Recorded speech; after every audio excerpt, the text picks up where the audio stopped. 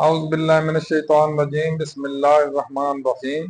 अल्लाह जल्ल शानहू के नाम दे नाल अल्हम्दुलिल्लाहि रब्बिल आलमीन वल आक़िबतुल मुत्तक़ीन अस्सलातु वस्सलामु अला रसूलिहिल करीम। दोस्तों अस्सलाम वालेकुम। मैं डॉक्टर नसीर कालोसी एनपी। दोस्तों, जिस तरह तुसीं सारे लोग जानते हो, अज 6 सितंबर है 2024।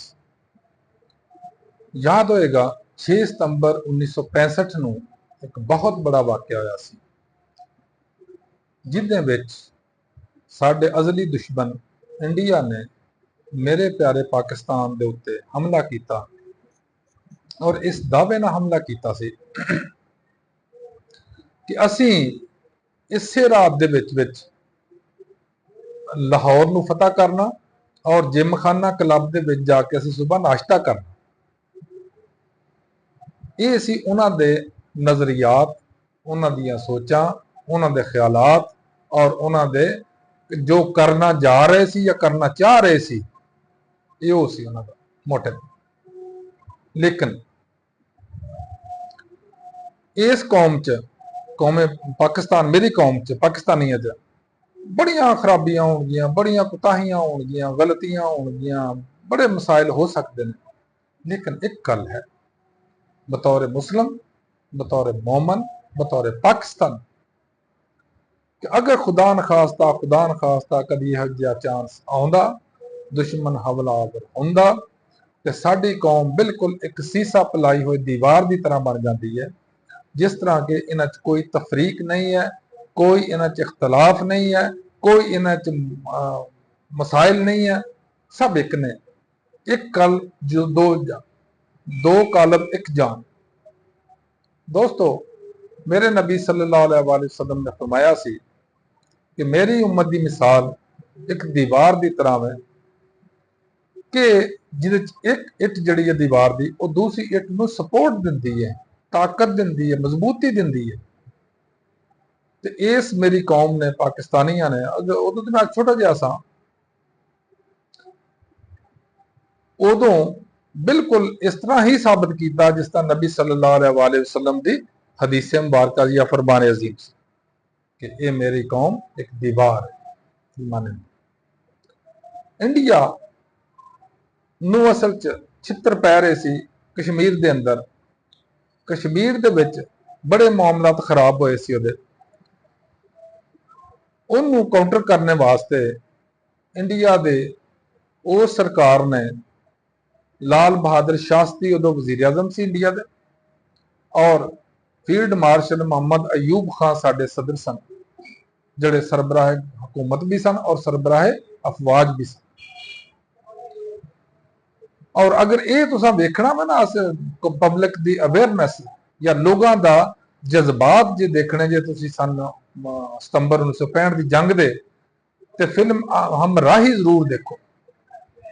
हमराही फिल्म उस दौर च बनी सी, बड़ी कमाल की फिल्म सी, जिहदे च ये पाकिस्तान दे और मेरी फौज दे तराने गाए गए सन, लोगों के जज्बात नूं उभारन वास्ते, लोगों नूं जोश और जज्बात उजागर करने वास्ते और जोश दिलाने वास्ते।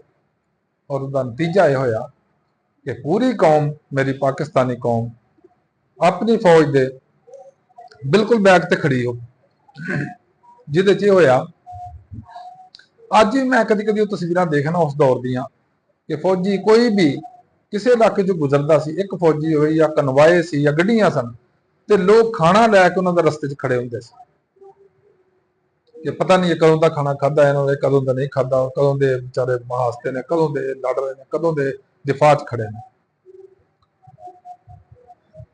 और एक कौम का बुराल ते फौज की जुर्रत, दोनों ने मिलके इस इंडिया का जिहड़ा ख्वाब सी, उन्होंने बहरा अरब च या बहरा हिंद च गर्क कर, जिसका नतीजा यह होया कि असां बतौर कौम अपने आप को साबित किया, जिदे वास्ते इंडिया ने एक नवी स्ट्रैटजी तैयार की, एक नवा लाया अमल बनाया कि इस कौम का यह मोराल खत्म किया जाए कि ये कौम इकट्ठी क्यों चली आ, ये कौम अपनी फौज के नाल क्यों है, ये फौज अपनी दी बैक ते क्यों है कौम, जिहदा नतीजा असीं 1971 च भुगत चुके हैं।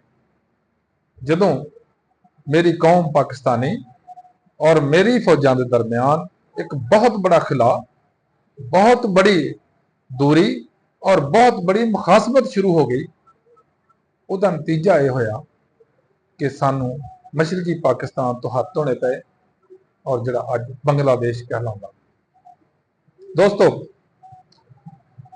पाकिस्तान के मेरे मेरे प्यारे फौजियां ने, मेरे प्यारे पाकिस्तानियों ने वो तारीख रकम की है सन 65 की जंग च, जितों अज भी दुनिया के जिन्ने अस्करी इंस्टीट्यूशन ने या अस्करी अदारे ने या फौजी अदारे ने, उत्थे बतौर रैफरेंस साडे हवाबाजां दा जुरत, बहादरी और कारकरदगी नूं बतौर रैफरेंस पेश किया जाता और साडी कौम के मोराल नूं बतौर रैफरेंस पेश किया जाता।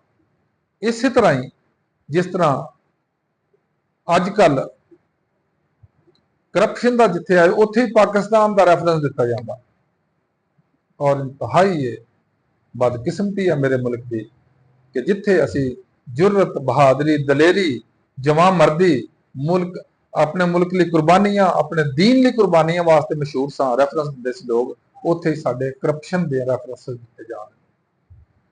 दोस्तों, अल्लाह अगे दुआ वा, अल्लाह ताला साडे ते अपना करम फरमाए, मेहरबानियां फरमाए और सानू एक कौम, अवाम नहीं एक कौम बनने की तौफीक दे और इस तरह ही होवे कि मेरी कौम मेरी फौज के पिछे होवे और मेरी फौज मेरी कौम के पिछे होवे।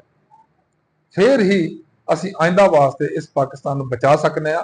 वगरना साडा दुश्मन जो अफगानिस्तान की तरफों, इंडिया की तरफों, ईरान की तरफों, बलोचिस्तान में जो कुछ कर रहा, पंजाब में जो कुछ कर रहा, सरहद जो कुछ कर रहा, सिंध जो कुछ कर रहा, बल्तिस्तान जो कुछ कर, आजाद कश्मीर जो कुछ कर रहा, ये बड़ा लाया फिक्र लम्हा फिक्री आवे और सानू ये मुतल्लिक कोई ना कोई लाया अख्तियार करना पएगा, करना चाहिए। और सब तो ज्यादा जिम्मेदारी इन चीज़ की मेरी अफवाज ते आउंदी है और इस सलार ते आउंदी है कि इस कौम नूं बतौर कौम और अपनी फौज नूं बतौर पाकिस्तानी फौज एक बेबांगे दहल, एक बड़ा वड्डा इंस्टीट्यूशन और बहुत बड़ी कौम साबित करने वास्ते की अपने कार्रवाइयां करते हैं या की इकदाम करते हैं।